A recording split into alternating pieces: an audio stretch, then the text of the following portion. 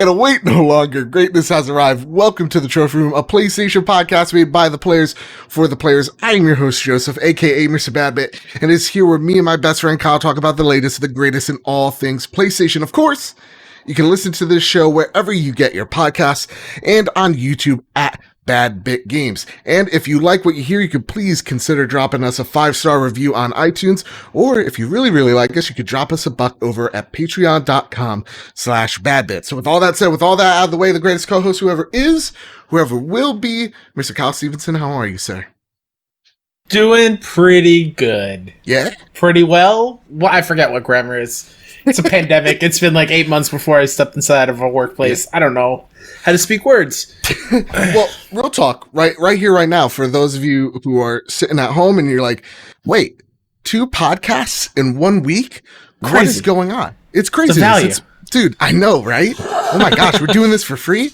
So, there's been a state of play, which means even more PlayStation news has dropped, and even more PlayStation news has dropped on top of that. So this week, what we're going to do is we're going to give our reactions, going to give you step-by-step the games that came out, our thoughts on them on this latest state of play, and then we're going to bring you the news like we always do each and every week. Sound cool?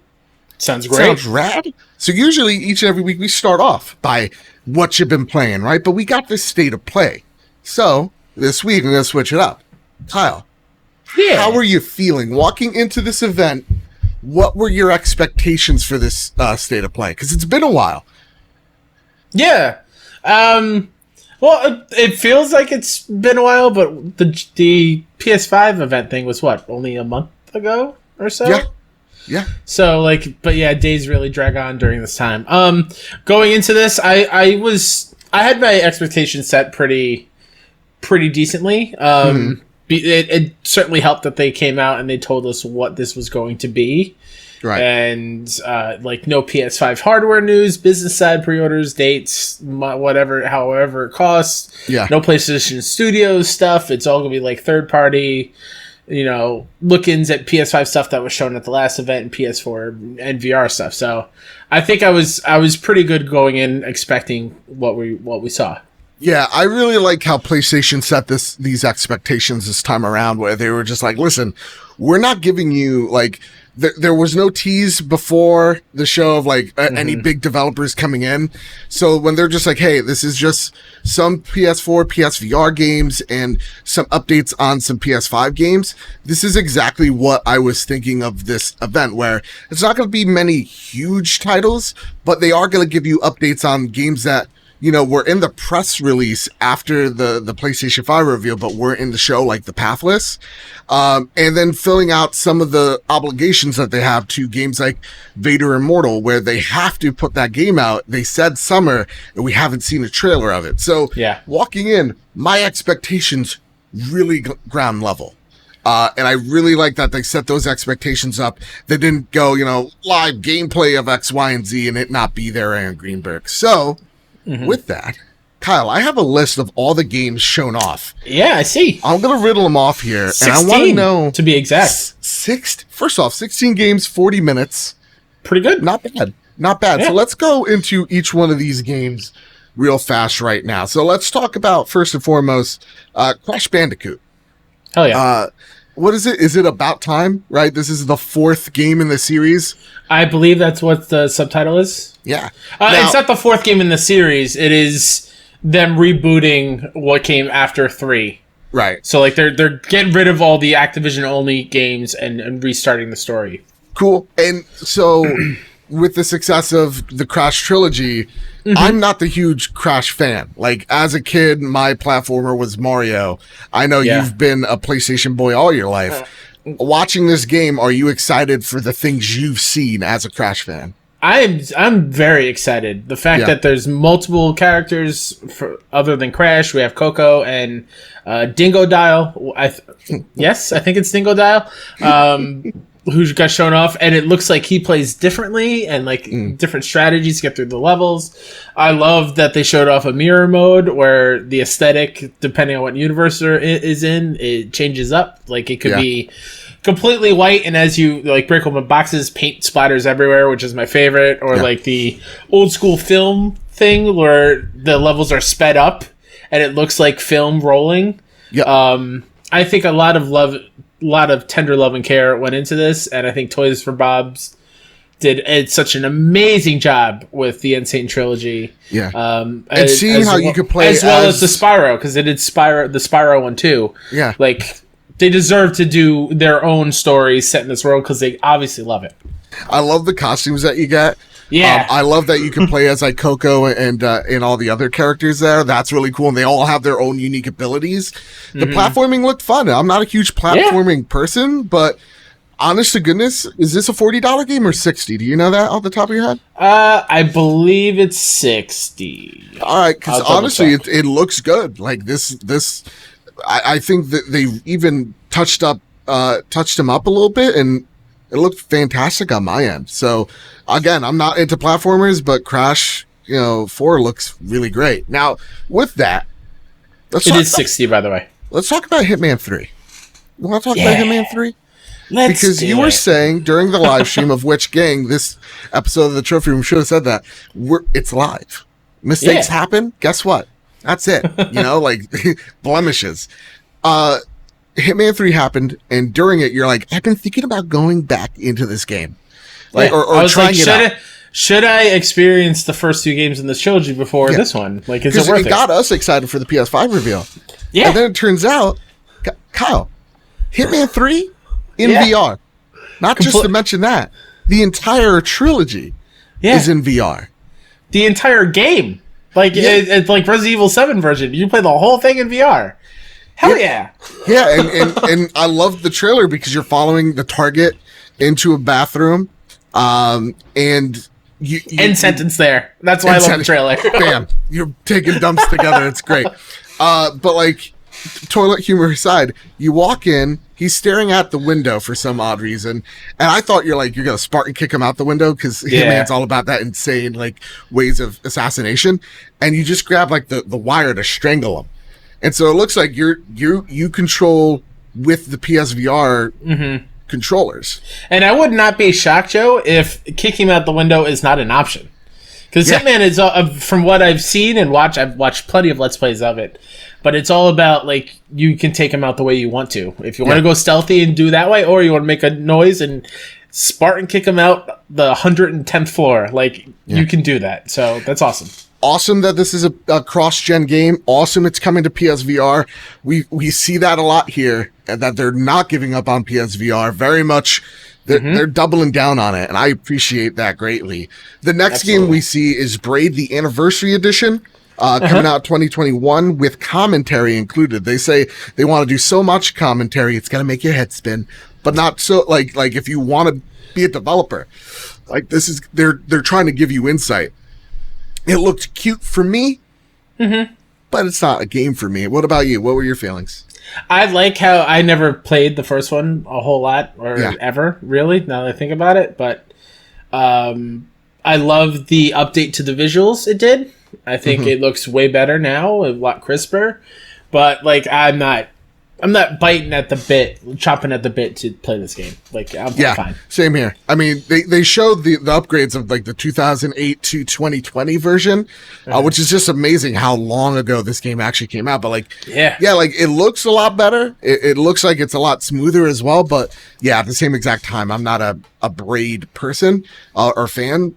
With that, number 4 on the list, Pathless. This was the PS5 game that looks like should have been at the showcase but wasn't. And there was a brief little glimpse of it during the PS5 reveal. It was in the press release afterwards as games shown off, but didn't really have any significant amount of time, and this definitely changed it.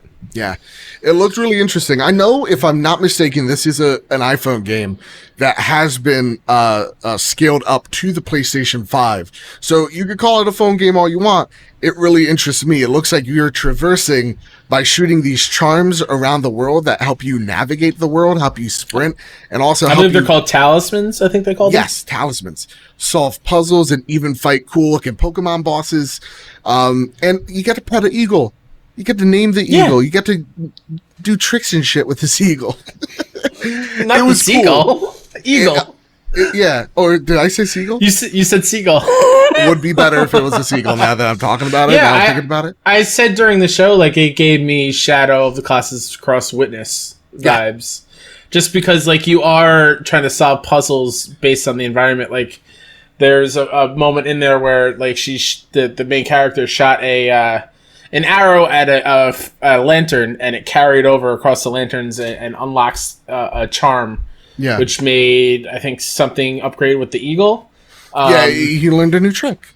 Yeah, Shadow Colossus, you were fighting these giant demon-looking things, and it looks cool. I like that Shadow of the Colossus thing. I would also say it kind of feels like a marriage of Journey as well.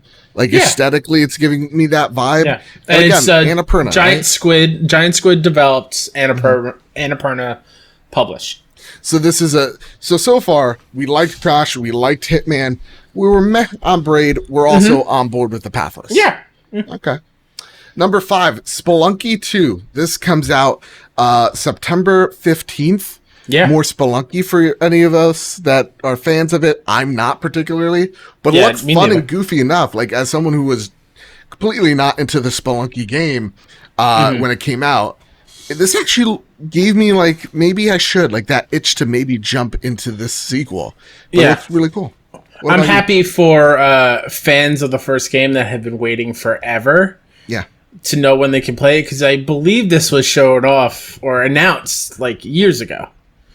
I could be mistaken there, but, like, I feel like it's been just simmering for a while, and the fact that we now have an actual date, September 15th, like, that's exciting for fans of the series. Yeah.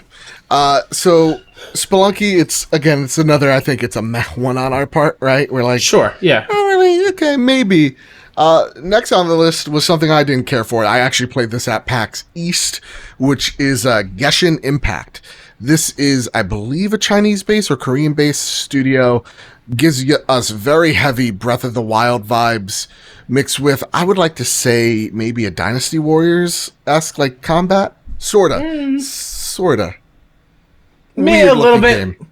Like, yeah, there's not, like, a ton of enemies that are on screen, like Dynasty Warriors, but, like, I see where you're coming from. Okay. Cool. Very action-oriented, like, with melee attacks. And because these are, like, more anime-like characters, everyone's sexy.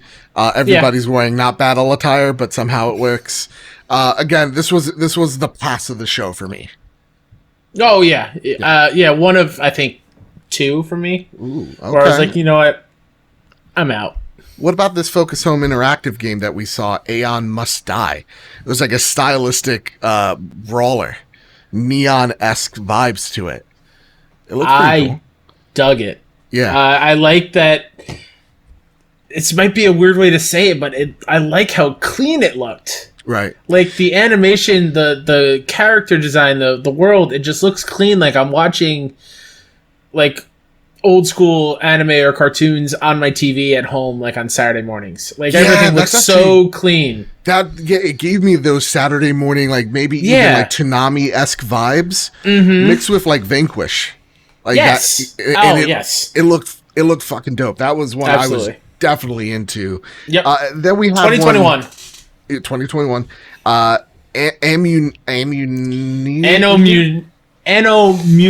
my god. It's so hard to say this. We tried. Anomution. 2D cyberpunk, kind of giving me Akira vibes because it's a futuristic Japan, and that's all I could really say much for. It's another 2D like action platformer, it seems. Yeah, and it's interesting where it's not just. Yeah, it's interesting too. Like, it's not just side scrolling from left to right. Like, you can go north to south, I guess, like coming at the screen and away from the screen, traversing through the world. Yeah. All they have to do with this, is say this is a roguelike, and I'm in. Because it seems that way. Like, you're going through the city, and you got these stylish melee moves. Just give me a skill tree, and, like, I'm good. But yeah, I was digging this one a lot. All right, let's talk about it. It's here on screen. I want to know, why are you hating on Bugsnax? Look, why? Okay. Well, first off, Bugsnax caught the world by storm with that stupid Hell song, and the mayor who has weenies for him. Yeah.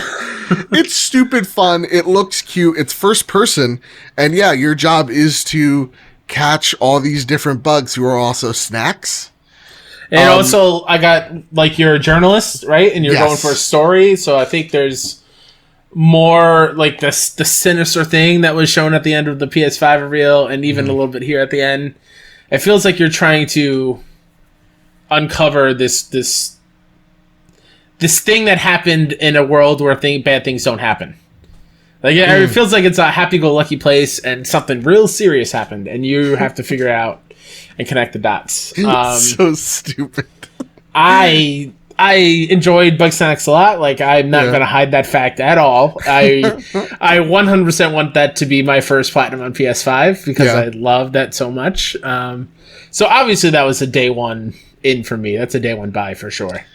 I mean, I get the appeal. Like, I do like the comedy. There is still nothing here that like says to me, I need this game or I understand the hype. Yeah. I do like the comedy, so I'll give it that. Like, it made me feel nice. I forgot what. Oh god, there was a line in there.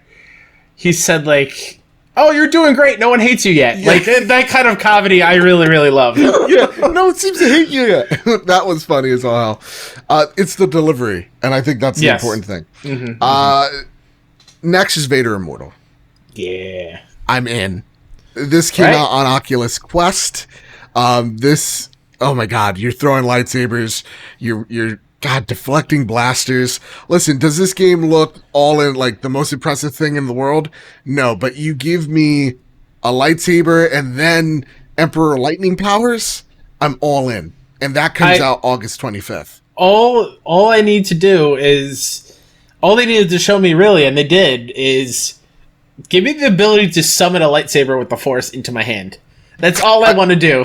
Yeah, I mean, you saw them throw the lightsaber and then, call it back. That's all I want. Call it back. That's dope. All I want. Like, yeah, it's gonna be clunky. It's gonna be silly, and I'm all in for that. I 100% want to go on a 1-on-1 duel with Vader. Like, that's definitely something I want to experience. Yeah, and again, like, I'm a huge Star Wars fan, so this was a get either way. But I really like how they're trying to do different stuff with VR, and it being Star Wars has me all types of pumped. So I want to see how they work PSVR in here. But oh my god, wait. I just saw this. You get Kylo's saber. So it looks like you get to collect sabers from the saga. That's cool as all hell. Oh, I'm so in on this game. That comes out August 25th. Joseph could be 2.5 weeks away. 2.5 weeks away, Joe. Here's something that's going to get your jimmies rustled. So yeah, we got your Star Wars, right? Go for it. So this was a good like Kyle and Joe sandwich right here. Yeah. Bugsnax for me, Vader for you, and then follow up with Control AWE DLC date August 27th with the little tease of what looked like Alan Wake at the end. Yep. Hell yes. And if you don't know, he's been through some shit because he has a beard now. Yeah, if you don't know what AWE means in the world of Control, it's Altered World event. Which, please play Control, please. Please. It is my, hands down, my game of the year last year. And the fact that it was already announced that it's coming to PS5, my biggest issue now is, am I going to play the DLC now or wait for PS5 and play it all in one huge chunk? Yeah. That's my issue now, because it's not any doubt of me downloading the DLC. It's gonna happen. It's just, am I gonna wait for PS5 so it can run better? It's gonna run better, because that was the thing with Control, where it's just like it was too buggy. So yes, absolutely. If it runs enhanced, and we know it will, I'm totally down on this. This is a game that I want to go back into and dive into as well, because that game's story is just so rich, so weird. It was 100% up my alley. Absolutely. Then we had one that we talked over because we couldn't care less. This is apparently Dota Auto Chess, and it's a big deal. Yeah, I think around other parts of the world, auto chess is a huge deal. Cool. So a lot of people are very happy about this. Just not our thing. We get this game called The Pedestrian, which I believe was a PC game. You're playing as like writings on the wall, and you're connecting like different pieces of paper together or different signage together to make it across the level. This was another like, oh, this is cool. Not in the slightest for me. This was for me, I think Auto Chess, Pedestrian were the two, like the lull of the show for me. Yeah, I mean, I like puzzle games, I think, more than you do, so I'm definitely interested in this a lot. I like you're seeing on the screen, like it looks super interesting. It's not just connecting the exits of the boards to the entrance of the next one, but you have to actually manipulate the boards themselves and put them in the right place for it to work. Like it, a lot of thinking going on. And I don't like to think that much. That. Oh my god! See, I'm watching it on the stream, so I'm a little delayed. But the fact, I don't know if that's just a set piece for this trailer, it probably is. But you exit one board, and then the camera pans to a board that's in a different spot entirely, and you enter onto that one. Like that is super, super exciting. Like I want to take paper down and try to figure out this. Solutions. The next game. We're already on to number 14 on the list here. Yeah. Hood, Outlaws and Legends. This comes to PS5 in 2021.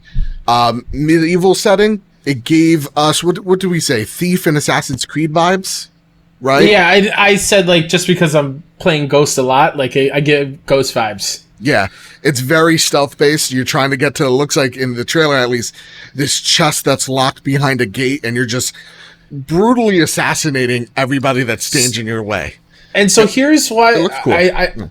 It does look cool, and I'm a little confused at what the game actually plays as, because at the end, you have the group of 4, right, who are trying to get to this chest, but as they get into there's another group of 4 that sneak in. So is it 4v4, like a scaled-down battle royale type thing, where you're all trying to go for the chest and competing, like infiltration teams, like you're competing to do you think it's like it's kind of like a Payday situation, but like there's two teams could be infiltrating this tower? Maybe they meet up, maybe they're setting traps for each other.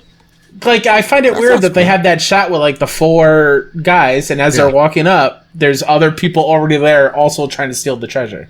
That is true. And we saw, like, there's an archer, there's just, like, an assassin with daggers. Unless a guy those could be generic bad guys, too. Yeah. I don't know. Like, it's That's something we're going to need more info on. And I bet it'll be there.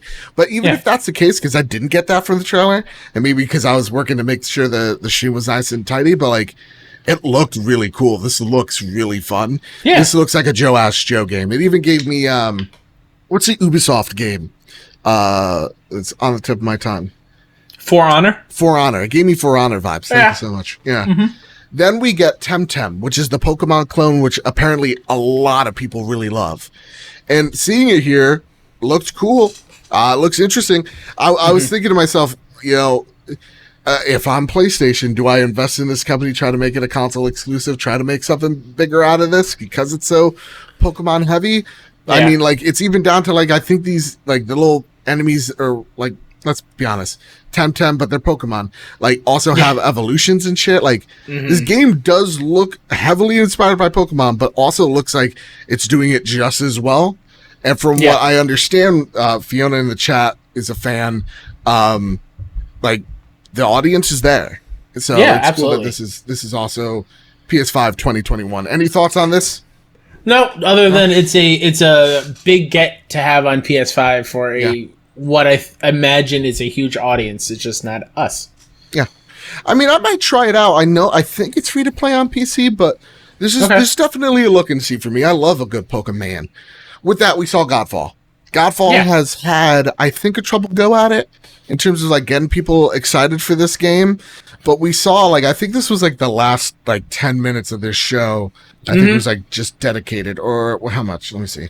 It's a good like 5 minutes dedicated to Godfall, seeing the different weapon variants, seeing all the different abilities. I think that's an appropriate amount of time for this game, because we still didn't know a whole lot about it other than it's a looter slasher.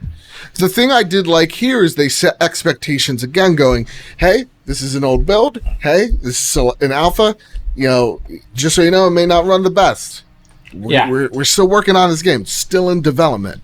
So I like that they kind of set that precedent going, this is, still not a finished product. We're still working on it. Even the gameplay, you can see the guy behind the controller wasn't the best at the game. Yeah, no. But the action seemed there. It seems like to me, the closest thing I could maybe give to it is a very over the shoulder, a little more farther back than a God of War, just a little bit. Yeah.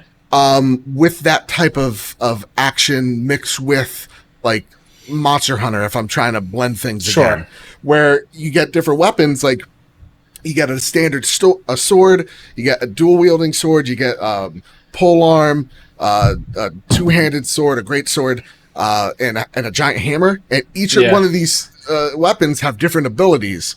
So like the dual wielding blades give you like the ability to like slow down time for a second, then just do this cool teleport dodge and just wreck shop with. One of them, I think it was just one of the swords, had like a scorpion get over here. Yeah, it was I think called Mortal Coil, where you can bring them closer. The action, like I'm looking at it right now, looks really fun. But Kyle, you had concerns while watching it. Yeah, like I'm with you on that one, Joe. It looks fun, but this gave me a lot of, okay, we're in a hallway. Now we're in a room with enemies. Once we beat the enemies, we're in another hallway. It just felt like we were going to be defeating people in a certain spot, moving to the next spot, defeating them, moving, and just... Like, it would be awesome if this was just like an open world, like vast landscapes, and you could just kind of go all over the place in Rec Shop. Yeah. But I think what they showed in this, like, I think there was a brief thing of like maybe a bigger space, but it's a lot of hallways and rooms and... Yeah, I don't know. To me, I don't think this game's going to light the world on fire. No. But it looks like this is going to be, in terms of like launch game, this is going to be a better launch game that we have gotten previous. So they really want to push this game. They really want to, they really want this to sell consoles. I hope it does. But from what I've seen, I don't know. I still don't know yet. I'm very excited from what I saw because this is a Joe Ask Joe game. Yeah. But I know, like, I don't even have to look at a toxic chat to know the commentary is going to be like, it looks empty. It looks like there's no auto targeting. So it's more like Arkham or like Ghost of Tsushima-esque in terms of how you're fighting combat, like no lock on. So like, I understand it still has an uphill battle to climb, but to me, I'm sold. I'm coming in thinking it's not gonna light the world on fire, but I am gonna have fun with this come holiday, and it's something that we can party up with because this is absolutely. They said no microtransactions, everything's in the game, and it's all about loot progression. So it's gonna be us playing with each other, grouping up with people in the community, wrecking shop. And I do want them to, they mentioned at the end, like, we'll hear more about it in the near future. Yeah. Of, like, I want to know what the loot is like. I want to know, like, is it just those legendary pieces of armor that will make me look cool? Or does every single thing I equip change the way I look in-game? Because that would be awesome to make me feel different than your character. Yeah. All the combat really looked cool, but the final boss fight just... It wasn't great. Yeah, it was a little weird. Like I mentioned in the show, like I think he was using a longsword, and one of the abilities is like you could just teleport in, do a couple like unblockable attacks, and then you could run away. And it just felt like I could just spam that move over and over again, and there was nothing the enemy could do.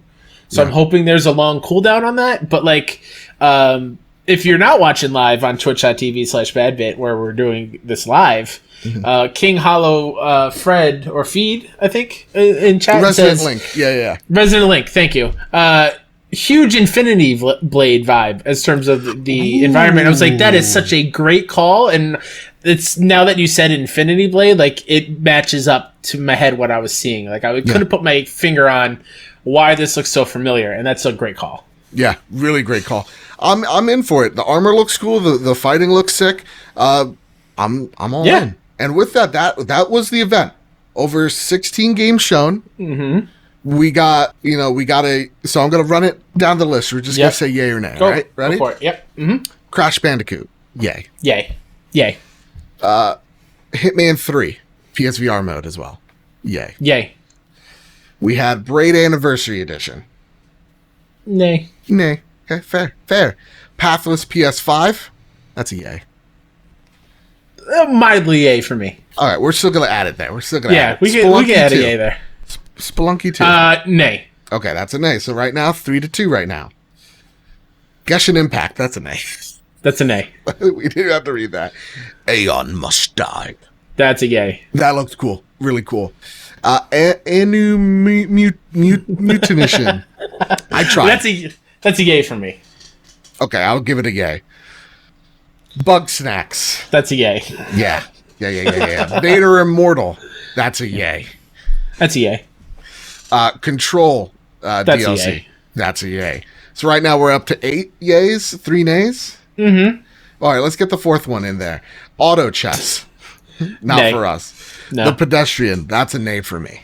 That's a yay for me, but we can go nay. We could go nay. Okay, so that's Like 5 it's to not 8. super high on my list, but yeah, that's fine. Right? Is it 5 to 8? I don't even know where I am now. That makes sense. Yep, Okay. that makes sense. 5 to 8.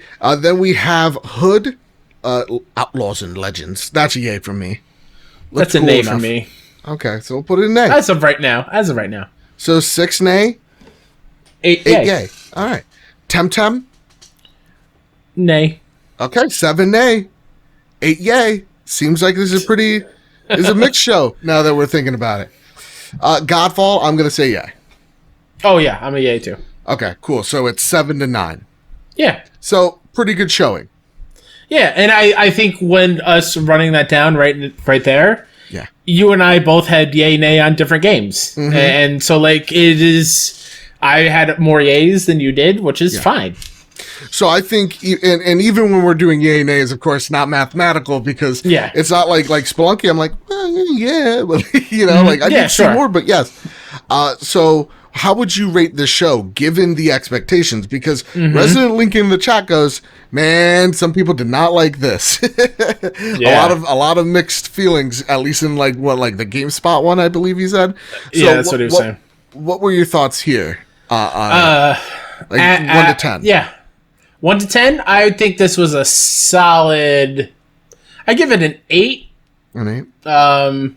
Yeah, it was a solid show. I'm happy that they set expectations beforehand. Yeah. I'll wait till you give your score, then I'll go into it. I'm going to give it a 7. I thought it was. I think solid to me would be a 7. I think it did what it needed to do. I like how it did not set expectations at all in terms of like, you're going to see Call of Duty, maybe you'll see a Batman. Like I try to get your hopes up. But like the games that I saw, I'm interested in. Like again, like the games that I said yay on, I'm probably buying those games. So it was a solid showing. It didn't, well, I guess the next question, did this even need to happen? And that's where I was going to get into it. I feel like they could have added this to whatever this PS5 final news thing would be. I think that would have been totally fine. We like the 3 things that I think are coming out soon for dates: Spelunky 2, Vader, Control DLC. That could have been their own separate thing. And they could have waited like another week or 2 if we are getting another one this month. I have no idea to combine all these future year games that are far out with the PS5 thing. Yeah, like all in one bubble. I think that would have been fine too. Like, I think this is definitely a filler show when we get in it. Like, so like I think this is here because the next show that they show at the end of the month or beginning of September when they drop all of it. That price included, that's where it's here to get us the most hyped, the most, ready to throw down our dollars. I think a lot of this was like, okay, we have deals to be made. We didn't show some games enough at that PS5 reveal, so we're going to show them here. And we got some business dealings with the Remedy folks, so let's throw that in there too. We still got PSVR to promote. So I think that was a lot of it as well, was just like, we have things to still promote. Let's go promote these things, and then let's get ready for the PS5. But I think overall, solid show. Yeah. Solid. There were things that we were excited about, which is all I could ask for. Yeah.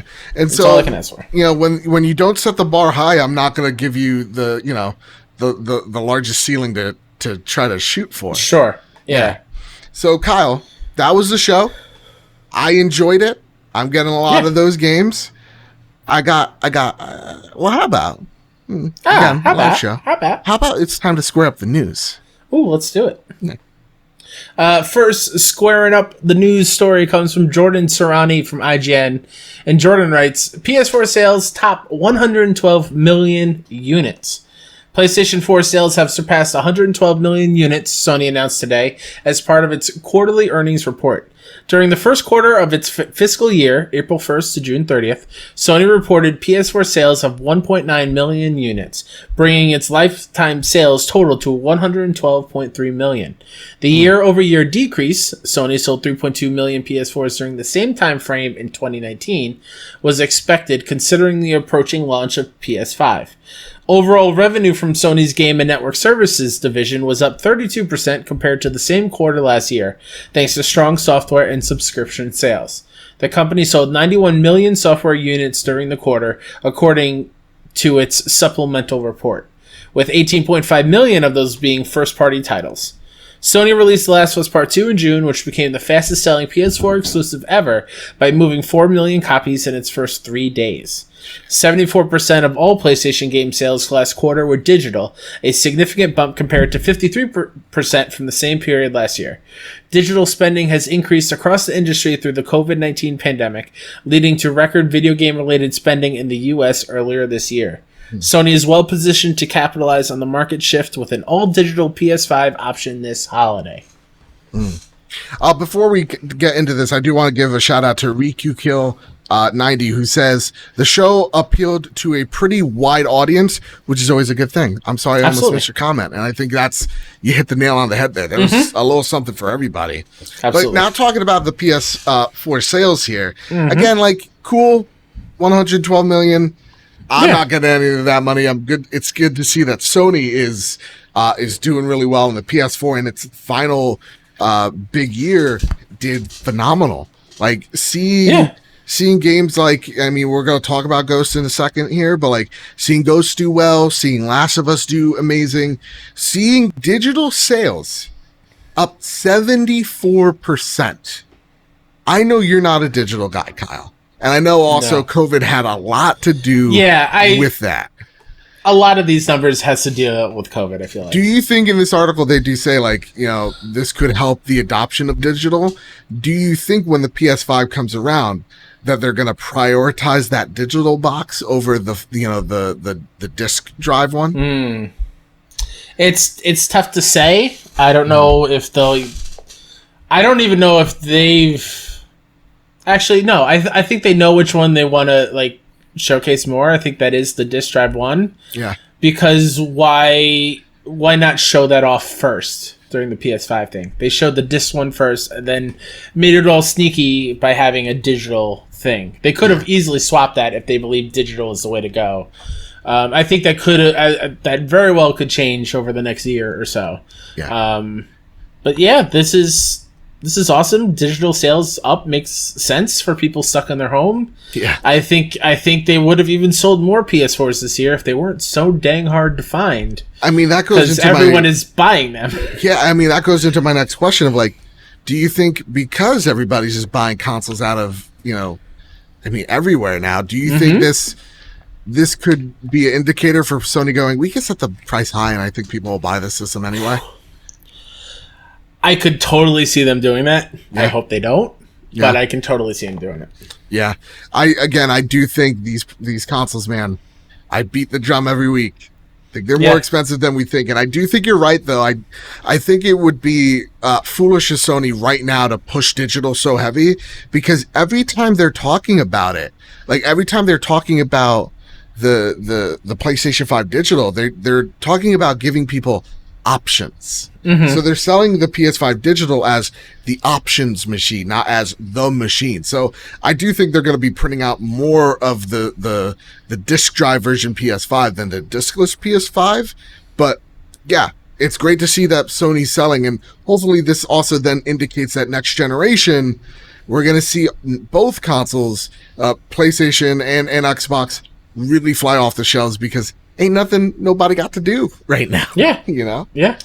With that, Kyle, before we get into the next piece of news, I do want to apologize to our patrons over at patreon.com/badbit. Now, again, this is a live show. Mistakes get made every now and again, but I do want to thank our patrons before we go any further. Our new patrons, Fedger as a bronze member, Randy Scott Heisen, the silver member, and our Ryan Grant, our gold member. Thank you all so much for supporting the show. And our gold members, Ryan Grant, Gavin Gottfried, Griffin West, Robbie Bobby Miller himself, our Silver Plus members, Marcus O'Neill, Ray Martinez, JB the Purple Monkey himself, and Tim Olf. Thank you all for supporting the show the way you do. It's what makes this show happen each and every week. This live show wouldn't be a thing if it wasn't for your support. So thank you all so freaking much. With that, Kyle, let's get into the next bit of news. We have some breaking news on some of the things we saw already. Okay. Breaking news. Let's go with the happy stuff first. Oh, okay. God, there's bad stuff?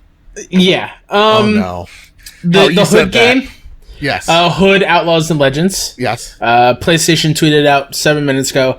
This Robin Hood Legend reimagined. Okay. Hood Outlaws and Legends is a 4v4 multiplayer heist game. Cool. So it is 4v4 a multiplayer heist.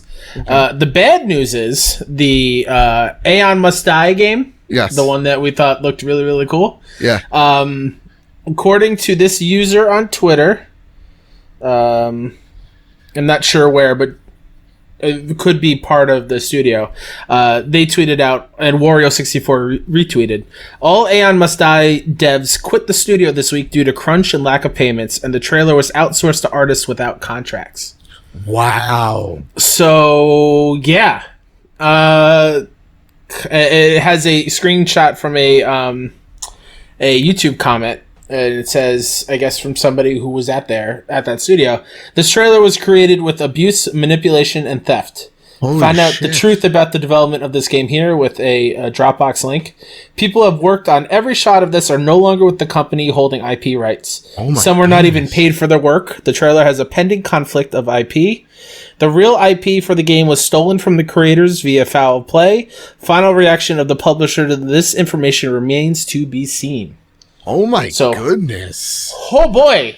Yeah. It makes you wonder why this was in the show. That's a breaking thing. Oh my goodness. I don't know fully the validity, but having Wario64 retweeted and the Dropbox link, I guess with some more things bolstering up those facts. Yeah. Damn. Wow. I guess we'll give you more as information comes out next week. When things come out on next week's episode, we'll get into my more, heart goes out to everybody that worked so hard on that. Mm-hmm. I'm sorry you had to sit through that trailer knowing, the shit that you used to the time that you went through to make that, and then y'all quit and they still went out, and I don't know. It's a real shitty situation. Real shit indeed. Wow. Yeah. That hit me out of left field, Kyle. I don't even know how to get into this. I was just looking because I saw Twitter notifications and I was like, oh, there's something about the Hood game. And then the next one down was that one. I was like, oh, boy. Oh, my God. Yeah. Well, Kyle, you want to talk about good news? Let's go to friend of the show, Adam Bankhurst from IGN. He writes, Doom Eternal and the Elder Scrolls Online announced for PS5 and Xbox Series X with free upgrades. Bethesda has announced that Doom Eternal and The Elder Scrolls Online will both be released on PS5 and Xbox Series X, and those who own either game on PS4 or Xbox One will be able to upgrade to the matching new version for free. While Bethesda did not reveal a date for the next-gen ports of Doom Eternal and The Elder Scrolls Online, or go into further detail into what enhancements they will receive on PS5 and Xbox Series X, it did confirm the news and that more information would be headed our way in, quote, the coming weeks and months. Bethesda also noted that its teams are working hard on ensuring that both games will support backwards compatibility when the new consoles are released, possibly hinting the upgrades won't be quite ready by both consoles' holiday 2020 launch window. Wow. Even famous Seamus breaking the news for us also on Twitter. On the Casa de Babbitt Discord of that news. But getting to Bethesda, since we could talk, we got information on that. Yeah. Mm-hmm. Bethesda wasn't at the show. Strange, right? Very strange. Like, Go for it. Yeah, because of YouTube really screwing with us. We didn't really have a full pre-show of like what we were expecting to see, but I was totally expecting like Deathloop. I wanted to see more Deathloop from here, since that is a holiday, apparently this year game. I want to know more about that world and how that game plays, and shockingly, it wasn't there. Yeah, and what was the other one? Oh, Ghostwire Tokyo as well. But that's next year. But that is a next year out thing. Mm-hmm. Interesting, they say coming weeks and months. So kind of giving you the illusion that they're going to be talking about this sooner rather than later. With that, again, they didn't set the expectations. Bethesda didn't say, hey, we'll see you at the State of Play. So I'm not totally disappointed by it. But again, it'd be cool. I think this is cool. I definitely want to see Doom Eternal run on PS5 and see how even more prettier it looks on PS5. Yeah. Yeah. I still need to get that plat. Still need to play the multiplayer. Really? Oh my! Well, that's the only thing I have left. Yeah, we'll farm the multiplayer. You don't have to do that. That works for me. It's not very good. That works for me. But yeah, it's cool to see Bethesda going and updating the games and giving it that free, upgrade treatment. Awesome. Yeah. Like, that's what we want to see more from publishers. I like Bethesda taking the initiative with two games, one being one of their most popular IPs, well, both being one of the most popular IPs, but one being The Elder Scrolls Online, which definitely needs that next gen jump. Mm-hmm. So I wonder how those enhancements affect the PS5 version, but I guess we'll get to that when it happens. Yeah. Kyle, this is the next major story, the last major story of the show here. This week, not last week, last episode, we talked about Spider-Man exclusivity on Marvel's Avengers. God, that feels like it was weeks ago. I know it was only 2 days. It was like 2 days, man. You blink and you miss it. It started a fervor online. Yeah, it did. There's even now more exclusive stuff. Mm-hmm. May you please read this story. Matt Wales from Eurogamer writes, Spider-Man is coming to Marvel's Avengers, but as a PlayStation exclusive. In another burst of news that's sure to vex Xbox and PC players, Sony has shared details of yet more Marvel's Avengers as PlayStation exclusives, including special in-game events, rewards, and 30 days early access to certain cosmetics for all heroes. Following yesterday's news that Spider-Man will be a PlayStation exclusive when he joins the Avengers roster next year, Square Enix has revealed that PlayStation owners will also get 30 days exclusive access to a legendary outfit, legendary emote, epic takedown, and nameplate for every new hero upon their release. This includes all 6 launch day heroes. Additionally, as outlined in a new blog post introducing the game's community challenges, essentially events that require players to work together on a large scale to accomplish a goal and earn rewards, developer Crystal Dynamics has confirmed it's prepping a series of community challenges that will only be available to PlayStation players. And that's still not quite all. PlayStation Plus subscribers will receive a free bundle containing a rare outfit, nameplate, and 100 credits with the arrival of each new post-launch hero, starting with Hawkeye. They'll also receive a special Ms. Marvel bundle on launch day. We don't need to read that, right? That's editorializing. You know what? That's for me. Hey, okay. Kyle, will this exclusivity malarkey tempt players on other platforms over to PlayStation, ? Totally my question and not Eurogamer's own. Will it tempt it? I think seeing the fervor after Spider-Man... Mm-hmm. The character, not the skins and stuff. Yeah, I think a lot of people who already own all the different consoles, I think they're 100% swaying them to come over here and play on PlayStation. Or, totally my quote, not Eurogamer's own, will it simply encourage them to punt Marvel's Avengers from their wish lists and spend their cash elsewhere? And I'm also seeing that as well. It is... I'm seeing a lot of people who are upset, and I will reiterate this again like I did in the last show. I understand that you're upset, and I get it. I'd be upset too if I wasn't a PlayStation owner, and I only had Xbox or PC and want to play Spider-Man. I've seen a lot of them, say, no, we're done. I'm not going to buy it. I'm going to vote with my wallet, which is your right to do, and I think that's a great way to do it. Something interesting that I do want to point out since our last recording, something that the Square Enix store did, I think is really, really shitty. Yeah. is if you pre-ordered it through like the collector's edition through their store, You can't cancel they it. already charged you for it. And like, Wow. so like it is like they already took your money after the Spider-Man announcement, like almost like immediately afterwards. If anyone watches, Kind of Funny Games Daily Live, you've heard of the nanobiologist. That happened to him. He pre-ordered it on Xbox, the collector's edition, like immediately after Spider-Man was announced. He went on and they already charged him for it. It's a really shitty business move. Well, let's talk about this again. Has your thoughts evolved on because what we thought, and we've been corrected on, Donnie from PSVG made it very well aware that, hey, Spider-Man, this is not the White Spider-Man. This is not Insomniacs. They've made that clear. This is their own version of Spider-Man. Egg on my face, but I say just wait until if this game's successful or not. Seriously, just give it a sec. This is an Insomniac Spider-Man. Kyle, that doesn't change your mind whatsoever. No. I kind of think it's shitty.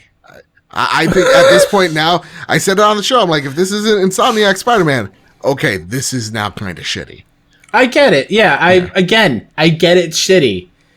But like, if I'm going to put my PlayStation 2 on, which I definitely don't work for them, but if I did, I was like, this is a smart fucking move. Yeah. To tie it down to be like, hey, this well-known property, this well-known IP in Marvel's Avengers, who made billions of dollars at the box office. If you pick it up on our console on PlayStation, you'll be able to play Spidey in the future only here. Right. Like it's such a smart move, no matter how shitty it is.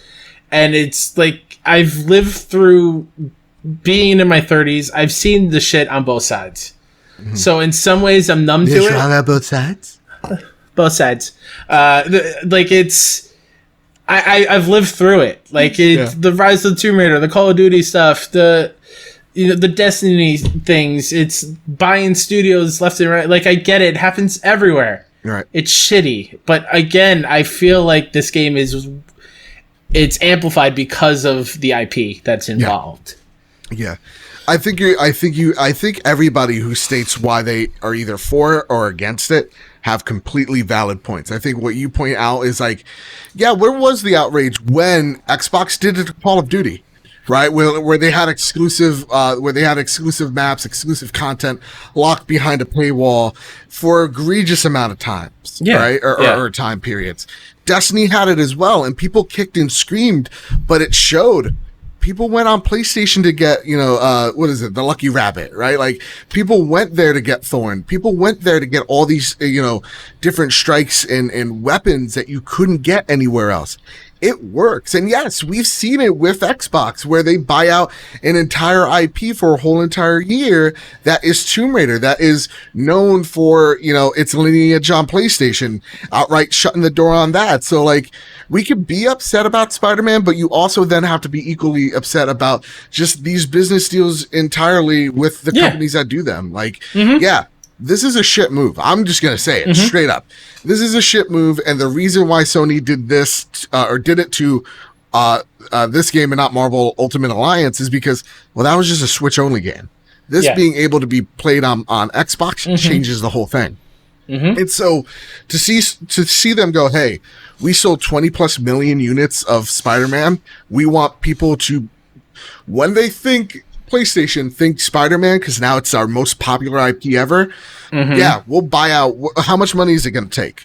And at that point, is it actually Sony's fault when Square Enix accepts it? Yeah. Like, it's not like, hey, you're taking this fucking money. It's also interesting in both, like, I think the ones that I keep going to is Rise of the Tomb Raider and now this one.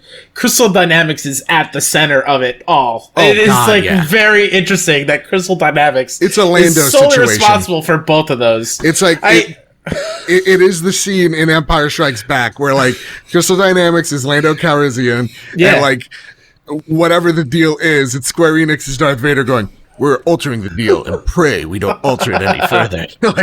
It sucks. But like at the end of the day, I mean, even Final Fantasy VII is locked behind a timed paywall, and Xbox will get that at a later date. these companies do it all the time. So I'm at the point where I'm just like, yeah, this sucks, but it is part of the business. Yeah. Both sides are guilty of it. Both sides take the money from, like, again, if we're going to go to Call of Duty or Tomb Raider for that money, like they took that money. Yeah. So it's a sucky thing. It's, if you, and I'm at the point where it's just like, if you're so against it that this is not what you like, you're going to boycott the game, you're not going to play it, you have every right to do that. Absolutely. And I agree with you on that one. You do what you feel like you got to do. I'm not stopping you at all. I get it. And I feel like if Donnie comes back in our Discord, it's like types in this manifesto, Donnie, I think you're completely right for doing so. Yeah. And if someone's just like, no, like Sony wants to make sure that you're in their ecosystem. This is how they're doing it. They want to do big dick swinging. They're right there too. Yeah. I tweet, like, we can go on forever with this again, but like I tweeted out a couple of days ago where like I love PlayStation, and they don't get their practices right every single time, or their services. They got a lot of work on. Yeah. But being a PlayStation gamer and an owner for so long, I get rewarded in ways that are unexpected. And this just happens to be probably the biggest reward of being a PlayStation owner I can think of. Yeah. Besides like the already built-in exclusive system. Like, again, with the being a PS Plus owner, you get all these outfits and 100 credits every time a hero launches. Or like GTA 5, you get free in-game money from now until the PS5 port comes out. Like, I'm getting rewarded in unexpected ways just because I am so ingrained into the PlayStation ecosystem. Yeah. And I think that's a cool way for the gaming system, the gaming community that I love, being PlayStation, to give back to its gamers. I think that's cool. And I mean, at the end of the day as well, like, I know this is going to sound... when people go, it's anti-consumer, I'm like, yes, if you're 2/3 of those audience, but it's very pro-me consumer. If I'm a PlayStation player, like, you're right, I'm being rewarded. Like, this is awesome for us. Yeah. Because I'm planning on picking up this game. Now it's solidified that my place of play is on PlayStation. And yes, I will be rewarded for sticking around this ecosystem, which is what PlayStation wants. Yeah. So, like, in business, this makes total sense. The locking of an IP that wasn't originally an exclusive, I want everybody to share that same energy when Xbox does it. Yeah. Keep it, because I have no doubt in my mind they will. Like we talked about last episode. If Batman goes, hey, this is, we bought WB games, or, Xbox says we bought WB games, Batman's an exclusive, cool. They need exclusives and they need a superhero real bad. All right. I'm going to go buy, Batman on an Xbox. But like, same. To me, it's just like, okay. Now, at this point, though, that's a lot of stuff they're locking behind that paywall. Well, a lot. I mean, it seems like, and I think, Donnie, I think this is what gets Russell's his bridges, and so with so many thousands of other people, which is they're not just doing the Call of Duty thing. Right? Where they're locking us out of content for 30 days and then giving us special stuff just because we're, PlayStation players. They're not just doing the Destiny thing of locking us out of some content, albeit shitty, and weaponry. But they're also locking people out forever playing a very, very identifiable, thank you, hero. Like, they're doing it all. And I think that's the thing that hurts so much, is that it seems like just overly greedy. And at the end of the day, we have no idea how involved this Spider-Man thing is. Mm-hmm. It could be something very short. And like, you get to play as him, but like, as far as like missing out on story stuff, it could be a mission. Yeah. It could be like 2 missions, maybe. I don't know. If it's more than that, then I'll eat my own words there. But like, you mentioned anti-consumer before. Yes. Which I think is the funniest thing in the world, to me, in this terms. Yeah. Just because, and I'm going to take this from Trevor Starkey, another friend of the show. Yeah. But he tweeted out when this news went live, and it was like it was inside my head, and something I forgot to say in the show, our last episode. It's like, no one yells at Taco Bell for only having Pepsi products.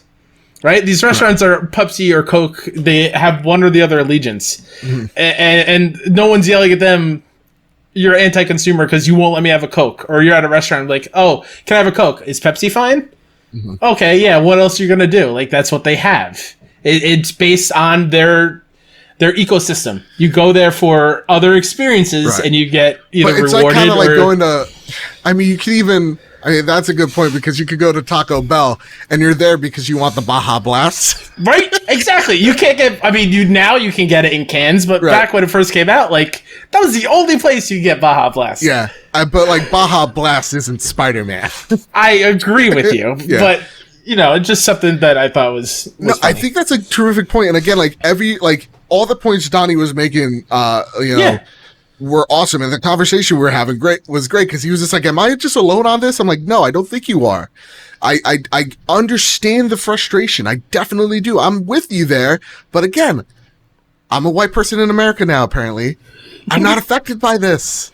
And all of a sudden, my lack of caring goes away because I'm benefiting from it. So like, to me, I'm just like, well, shit, I don't. It sucks, but I'm getting Spider-Man. It's one of those things where we're all correct. Yes, yeah. In different ways, and it's just trying to find that common ground. Like, I understand where you're coming from, but also like I'm coming at it with a different point of view. Like, we're all correct in our feelings, so don't be nasty to other ones. I think another thing, as this real quickly, that I think because of this is bringing up, I think, a discussion that maybe is out there, but like it shows just how different Microsoft and Sony are talking about their ecosystems. Like, Sony is still all about the exclusive. Come to Sony because we have the stuff. And Microsoft is like, for a couple of years, like, you can play it on Xbox Series X, Xbox One, PC, xCloud. Like, it doesn't matter where you play. Like, you have options. And PlayStation's just like, and Sean come Capri to us. wants We to have get exclusive dirty. stuff. He's just like, give us Spider-Man. We could play this game. And I say, Batman, go for it. right? Or, sorry, Batman. Go for it. Like, let's do it. Like, if that's what it's going to take, fine. Because I don't want EA to have this. So no, it's totally fine. And again, I think you're at the point where, like, everybody's making great arguments. I think everybody's right at the end of the day. Yeah. Which is weird. And you could say then everybody's wrong at the end of the day as well. But, like, to go off the branching philosophies, you're totally right. Like, Microsoft isn't here to make that big exclusive deal with Square Enix. They want this to be in as many devices as possible. So they'll make deals with Samsung to shake hands with them, and then you'll get exclusive stuff for being a Samsung member.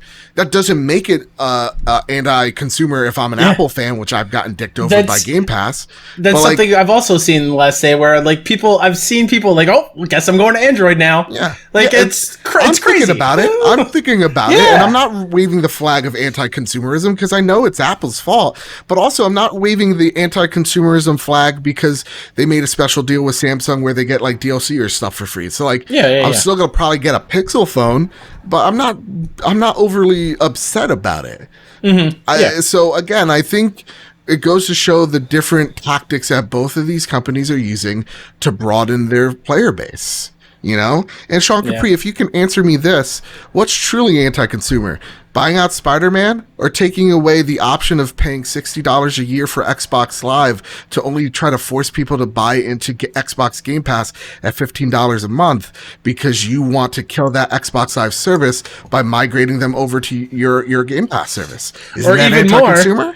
Or even more, Nintendo delisting the Wii U version of Pikmin 3 on their eShop when Pikmin 3 Switch version is announced. Yeah, I know we're sounding fanboyish, but like, if this is... Every company does it. Yeah, it's just like, I think we found out that none of these corporations are our friend, Kyle. No, they're not. They just want our money at the end of the day. And that's the reason why we do the trophy room. It's not because I'm here to beat the flag of Sony, this faceless corporation, just because I like their console and I love their TVs. It's because we like the people that embody this ecosystem, the developers that make this happen. Yeah. That's why we're here. I'm not here to beat the flag of Xbox does everything wrong and Sony does everything right, because there's just so much gray area, Yeah. So with that, Kyle, anything else you want to say before we get into our very last story on the list?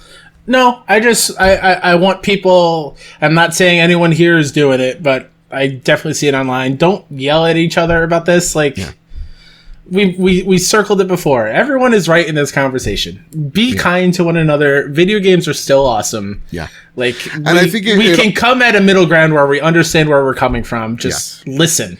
And I do think, and I do agree with Sean, where, you know, there is a double standard, and it's because times have changed. Like, yeah, if you take a look at it, if you really take a look at it, like the Xbox future that Xbox One wanted, yeah, it's kind of here. We are going all digital. We are doing different motions and, you know, telling Alexa to skip that song type of deal.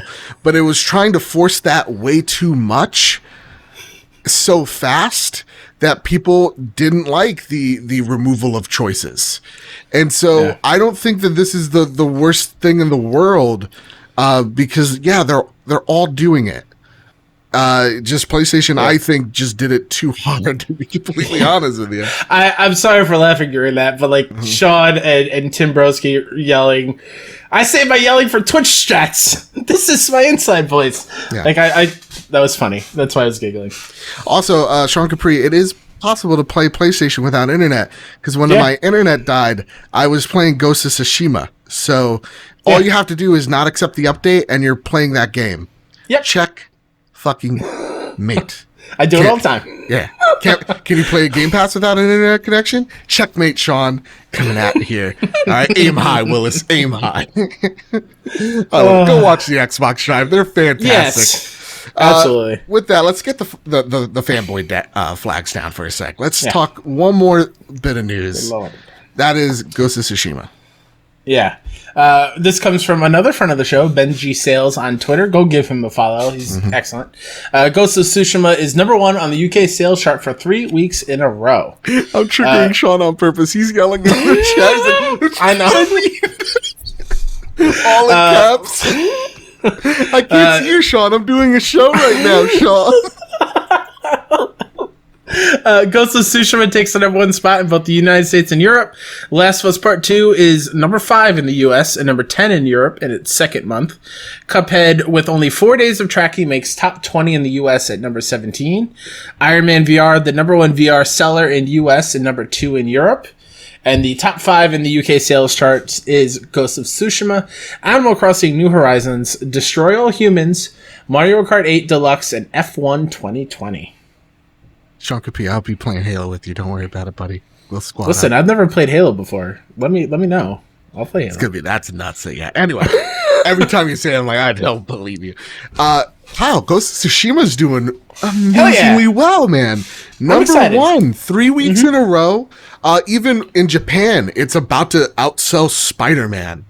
It's nuts. That's crazy, and the success is fan-freaking-tastic. And I think it goes to show that the growth that we were talking about in the middle of the show, of everybody's home, everyone wants to play a little something, and Ghost has that itch, man. And people need to scratch it. And so it's fantastic. Anything in this tweet also catch you off guard? Shocked. Destroy All Humans at 3. Yeah.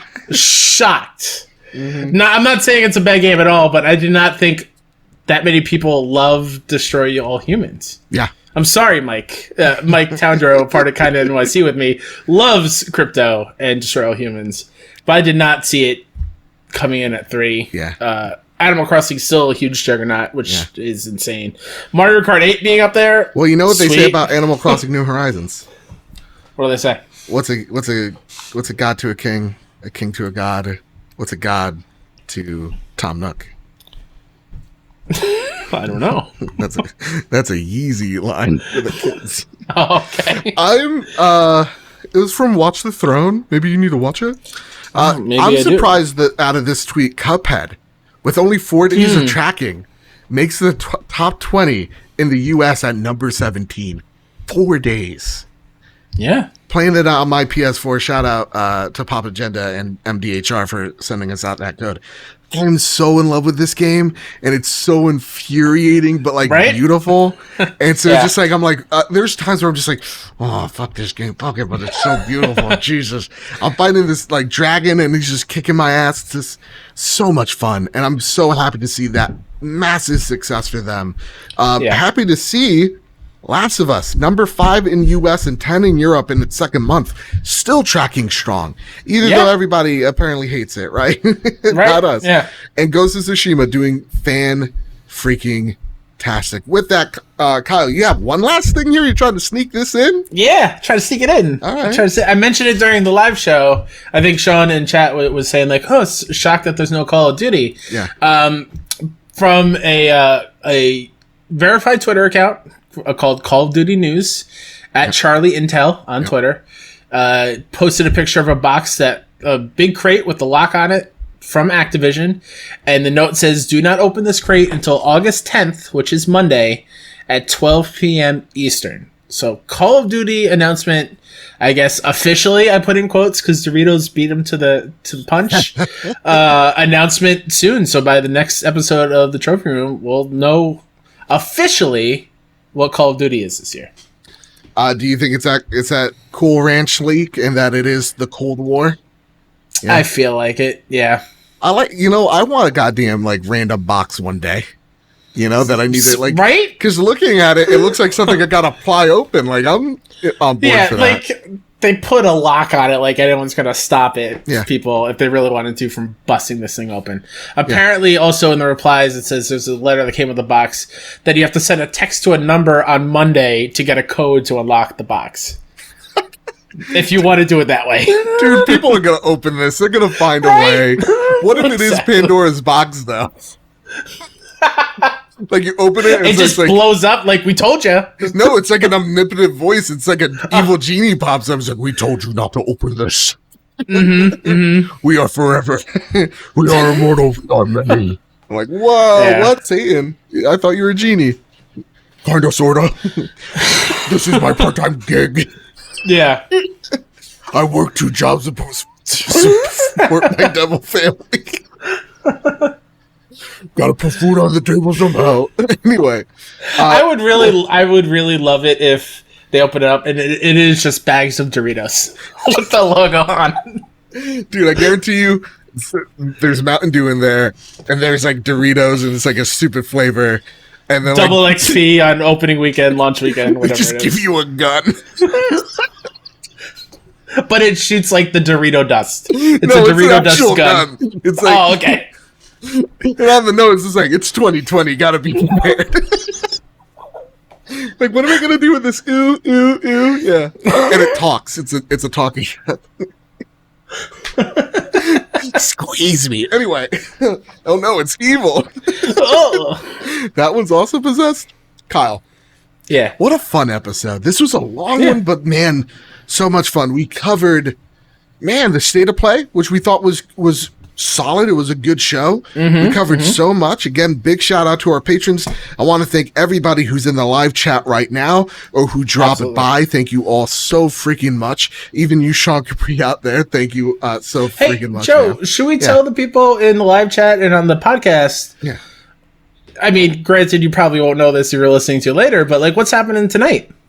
Oh my goodness. So, tonight we will be doing a Fall Guys community stream. So hopefully we'll be here on twitch.tv/badbit where, Kyle and I, we're going to be, just jumping around being goofballs in Fall Guys. Try to get that crown. I got it. I still haven't gotten it. Oh, I've gotten 4. Jesus Christ. I've gotten 4, man. You know me. I'm always the bridesmaid, never the bride. But, yeah, come join us. Again, twitch.tv/badbit. And we're also going to be doing a Marvel stream as well, Marvel Avengers stream. Would you like to talk about that as well? Oh, yeah. So this weekend, starting tomorrow, or maybe just starts at midnight, they open up? I don't know. But the Avengers beta, if you pre-ordered the game on PS4, you'll be able to play all weekend. And so myself, Joe, and Mike Townsend, who I mentioned earlier from Kinda NYC, as long as his internet is back, because he got hit hard by the storm this past week, we're just going to go in and do some superhero stuff together and see if this outrage over Spider-Man is even worth it. If we're going to stick around that long. So, and if you're listening on podcast services, rate us 5 stars.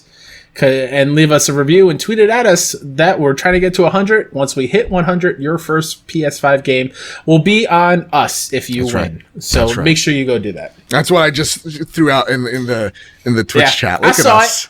I saw it. See that? So and when's the Marvel's stream? Because I forgot again. Remind me. Saturday night. Saturday the 8th. Saturday the 8th.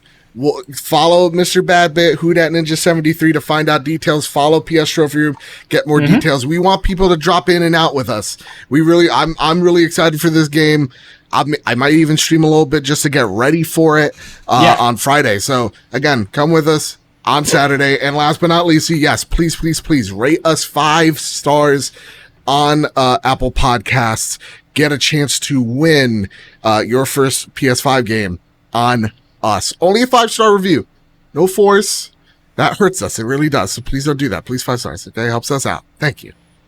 I love you.